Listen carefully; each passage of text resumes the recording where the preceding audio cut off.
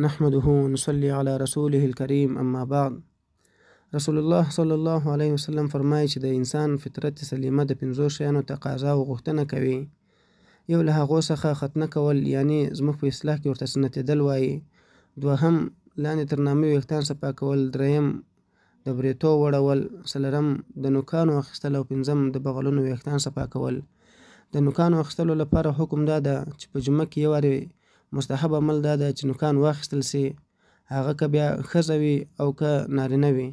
خو که یو څوک تر 40 ورځو پورې وانخلي، دا نوکان یې غټ پاته سي، نو دا خلاف سنت کار ده، مکروه تحریمي عمل ده.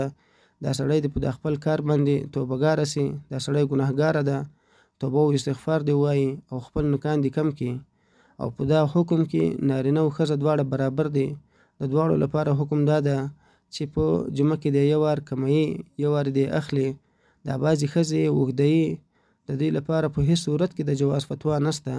په هیڅ صورت کې د دې د نوکانو غټول په شریعت کې جایز نه ده.